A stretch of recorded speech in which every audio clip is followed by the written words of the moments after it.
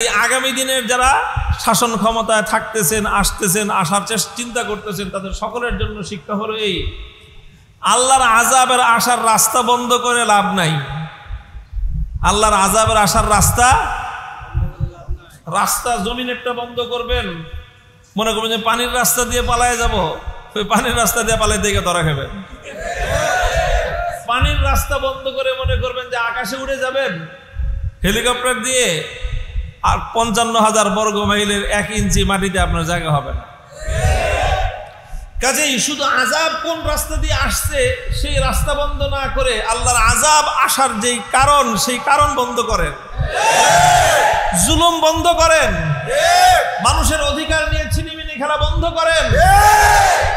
দেশের মালিক আপনারা নন, এই জমিনের মালিক আল্লাহ, আর আল্লাহর পক্ষ থেকে এই জমিনে প্রতিটি আল্লাহর বান্দা হলো আল্লাহর পক্ষ থেকে এই জমিনের অধিকারী। কাজেই ক্ষমতা, দুদিনের ক্ষমতা পেয়ে কেউ নিজেকে এই ক্ষমতার মসনদের মালিক ভাইবা বসবেন না নিজেকে। কি দাম্ভিক উচ্চারণ! আমি মেট্রো রেল বানায় দিছি, আমি পদ্মা সেতু বানায় দিছি, আমি সেই রাস্তা এলিভেটেড এক্সপ্রেসওয়ে বানায় দিছি। তোর বাবার রাস্তাতে টাকা দিয়ে বানাইছো,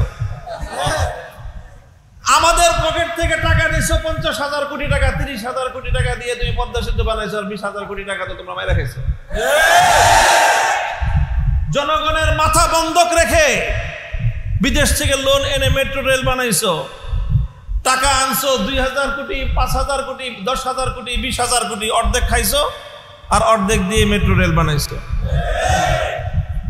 কাজেই এই দাম্ভিকতা আল্লাহ পছন্দ করেন না। আমার কাছ থেকে আল্লাহ দাম্ভিকতা পছন্দ করবেন না, আপনার কাছ থেকেও না, কারো কাছ থেকেই না। কাজেই প্রিয় দেশবাসী, আমাদের নসিহত হলো জাতির জন্য, সকলের জন্য, যে আমরা কেউ কোনো ক্ষেত্রে মানুষের উপর জুলুম করব না, মাজলুমের পাশে দাঁড়াবো। কার পাশে? মাজলুমের পাশে দাঁড়াবো। আমার আখেরি পয়গাম আপনাদের কাছে, যে বহু মানুষ নিহত হয়েছে, ৫০০ শতাধিক মানুষের সংবাদ গণমাধ্যমগুলোতে এসেছে। এই ৫০০-এর বাইরে আমরা নিজেরাই বহু মানুষের সন্ধান জানি, আমাদের কাছে তথ্য আছে, সেই সমস্ত মানুষের লাশও কোথাও খুঁজে পাচ্ছি না আমরা। এক হাসপাতাল থেকে আরেক হাসপাতালে নিয়ে গেছে, ওই হাসপাতালের যেই রেজিস্টার বুক থাকে সেখানের পাতাগুলি সব গায়েব করে দেওয়া হয়েছে। এখন আর তার কোনো হদিস নাই, লাশও খুঁজে পাওয়া যায় না, জীবন্ত মানুষও খুঁজে পাওয়া যায় না, আহত অবস্থায় চিকিৎসাধীনও নাই। এদের সবার লাশ কোথায় যেন গুম করে ফেলা হয়েছে। হাজারের বেশি মানুষ এইবারের জুলুমে, পুলিশের গুলিতে, সন্ত্রাসীদের গুলিতে, হেলমেট লীগ, হাতুড়ি লীগ আর বন্দুক লীগের গুলিতে নিহত হয়েছে।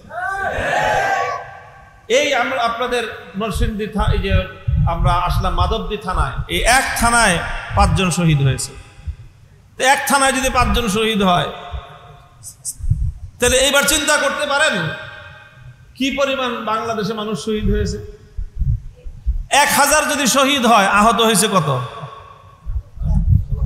হিসাব করা যায়? বাংলাদেশের ৭১-এর মুক্তিযুদ্ধেও এই পরিমাণ নিরীহ সাধারণ, মানে যেটা সিভিল মানুষ, সাধারণ নাগরিক, এত পরিমাণ আহত নিহত হয়েছে কিনা আমার সন্দেহ। এত পরিমাণ মানুষ এইভাবে স্বাভাবিক অবস্থায়, যুদ্ধরত অবস্থায় না, যুদ্ধ ছাড়া সাধারণ অবস্থায় এরকম হত্যাকাণ্ড, প্রাণহানির ঘটনা পৃথিবীতে বিরল। তো এমন বিপুল মানুষ আজকে হাসপাতালের বিছানাগুলিতে কাতরাচ্ছে। আমাদের এখন ঐতিহাসিক দায়িত্ব হলো এই ক্ষতিগ্রস্ত মানুষগুলোর পাশে দাঁড়ানো। আমরা হেফাজতে ইসলাম বাংলাদেশের পক্ষ থেকে, বাংলাদেশ খেলাফত মজলিসের পক্ষ থেকে, বাংলাদেশ খেলাফত যুব মজলিসের পক্ষ থেকে আমরা উদ্যোগ নিয়েছি, আরো আগে থেকেই আমরা কাজ করে যাচ্ছি। এই সকল ক্ষতিগ্রস্ত মানুষগুলোর পাশে গিয়ে তাদেরকে সান্ত্বনা দেওয়া, তাদের পাশে সাহায্যের হাত বাড়িয়ে দেওয়া। আপনাদের সকলের কাছে আহ্বান থাকলো, আপনারা আমাদের